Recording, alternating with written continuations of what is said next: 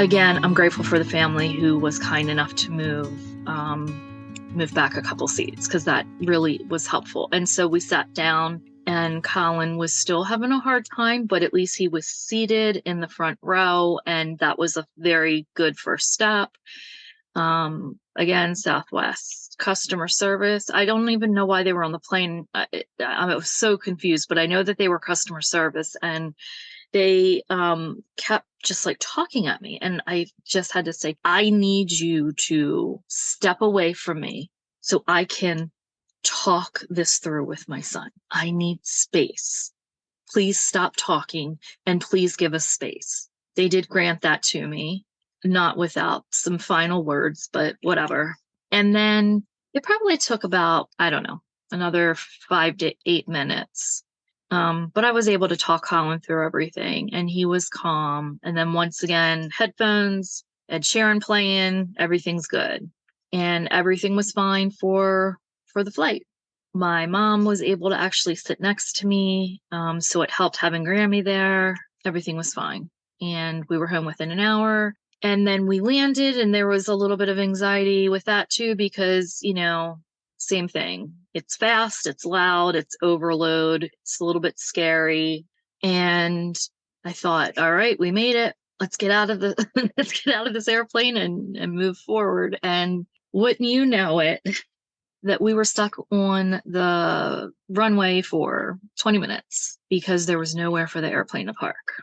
We had to wait for 2 airplanes to move and take off so we could scoot into one of the spots, and things started escalating again. So, it was hard. It was hard. And I was at the point where I was starting to feel really just beyond overwhelmed, defeated.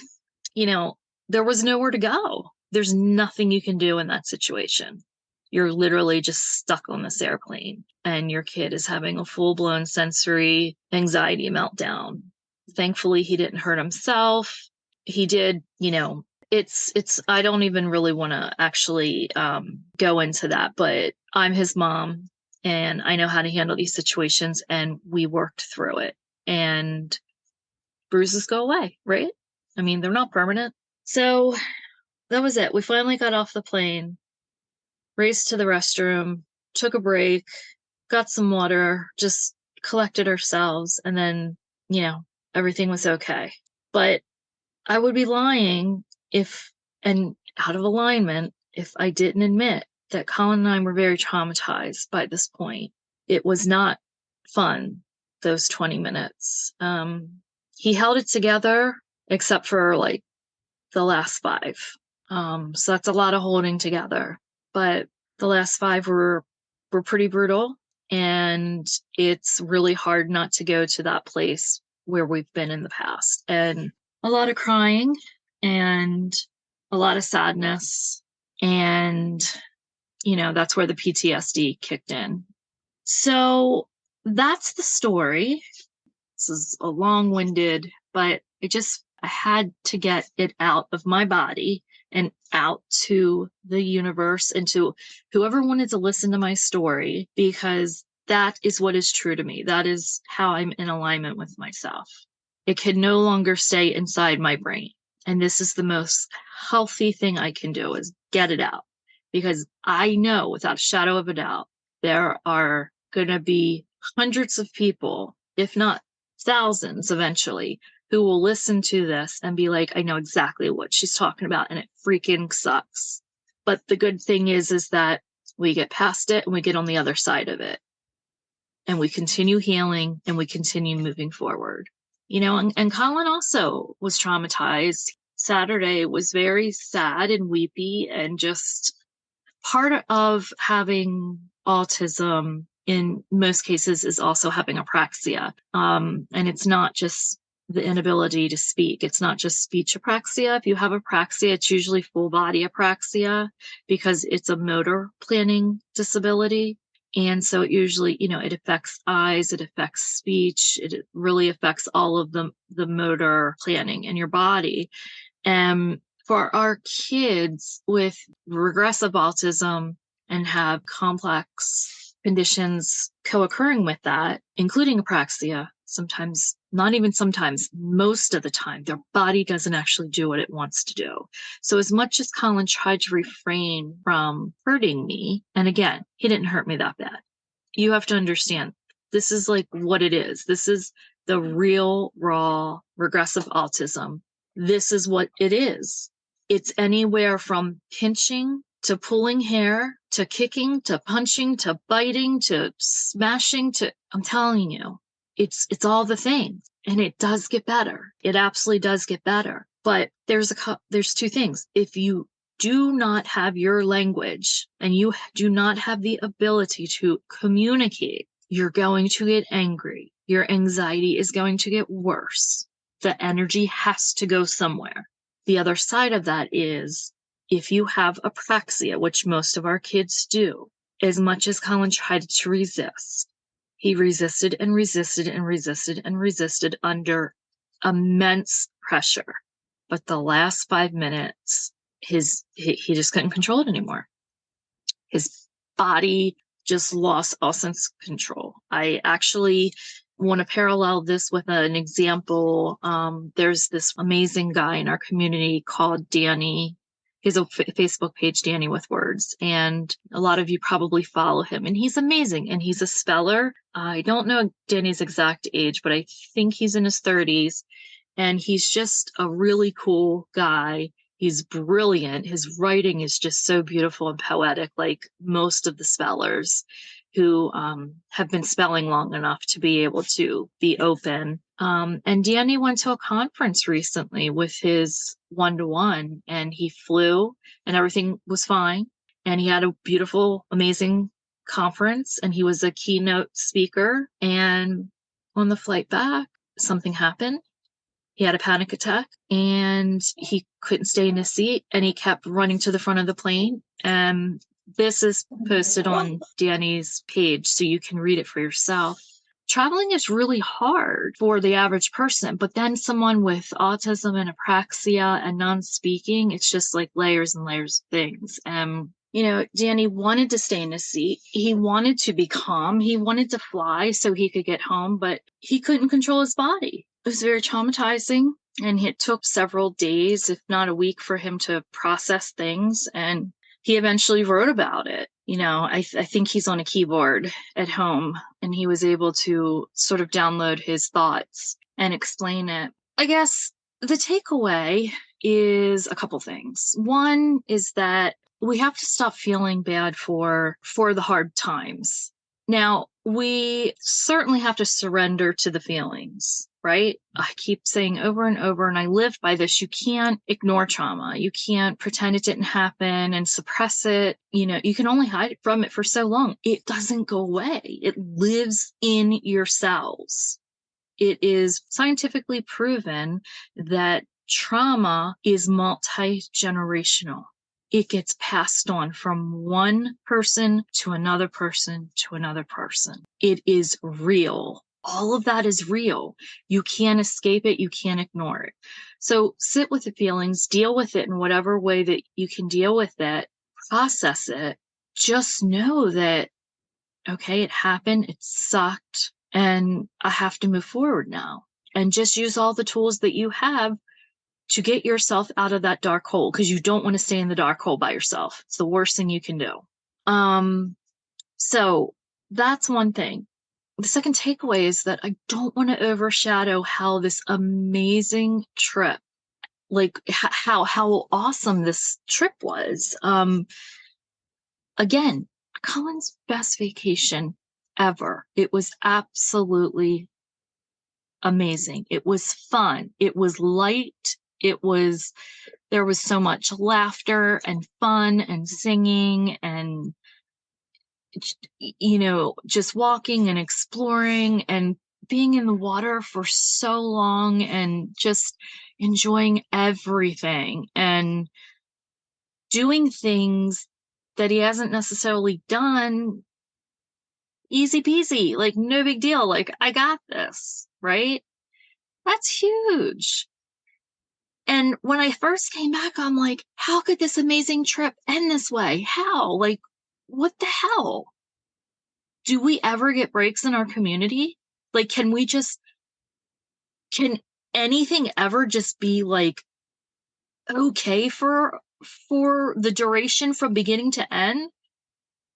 And the truth is, I don't know. Probably not, but it's okay because we can't change it. Life happens. We have no control over external circumstances.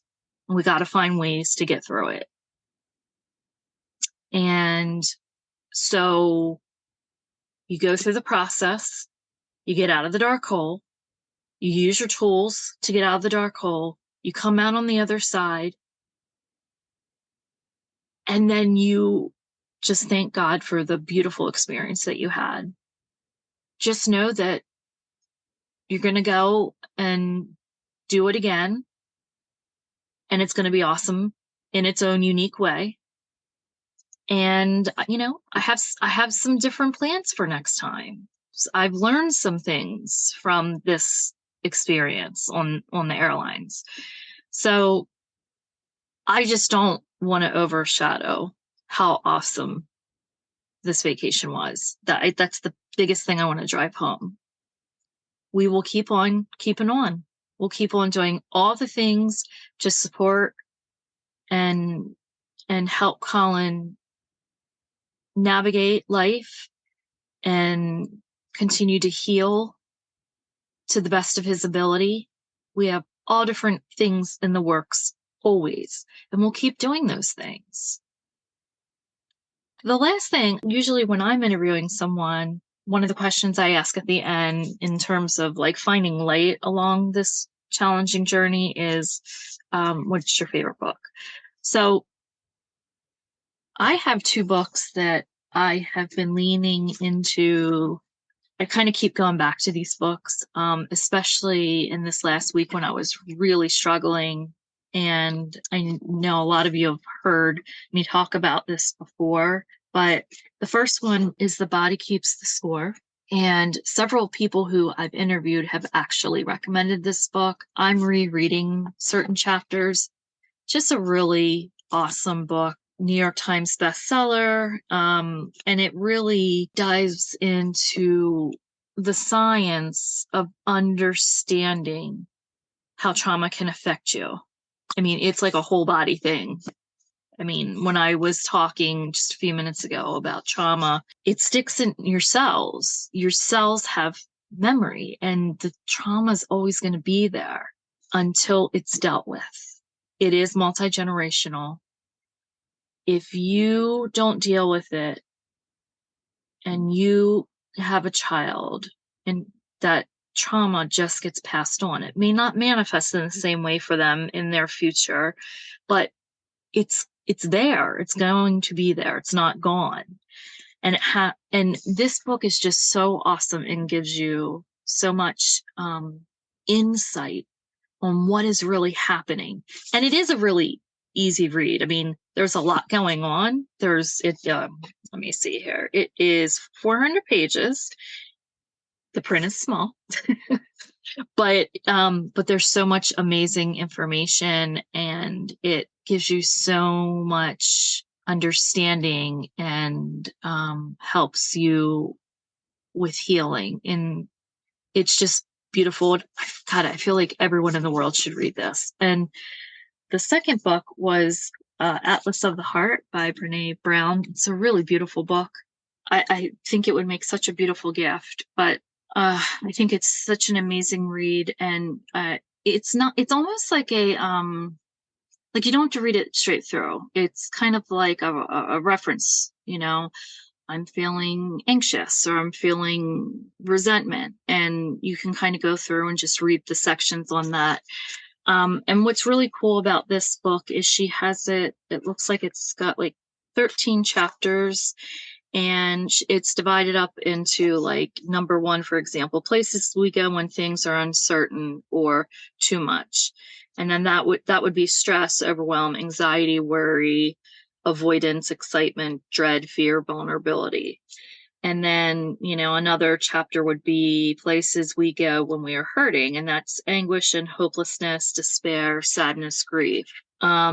Places we go when life is good, that would be joy and happiness and calm and contentment, gratitude, and so on. And in any case, it's a really awesome book. And in fact, I think she did a special on this. I don't remember if it was HBO or Showtime, but it's one of the bigger networks. And she goes through this book, but teaches a class live, and it's really cool. So I want to start by saying that universally there's 6 emotions. And more recently, studies have shown there's actually 27 distinct emotions. But Renee, and this is her life work, she's identified 87. She has been at this for a very long time. She is a professor. She has a doctorate in sociology. She knows this information and data inside and out. So the one thing that I was a little surprised about, though, was that I couldn't find anything on forlorn. And that was one of the really hefty emotions came through for me over the last week. Again, that is like, that's kind of like that's right there with like hopelessness. Here's the definition: pitifully sad, abandoned, lonely, unlikely to succeed, or hopeless. Oh my God. Yikes. That's intense. I'm not there anymore, so let's move on with that. But forlorn was not in her book, but it could be because it's a combination of emotions. She does explain that in this book too. But that's pretty much it. Thank you for listening, and I hope this was helpful to people out there who may be experiencing similar things or maybe aren't quite where we are yet in terms of age. Maybe your kids are younger. It's just a reminder of let's be honest, let's be raw, let's not sugarcoat. This is hard.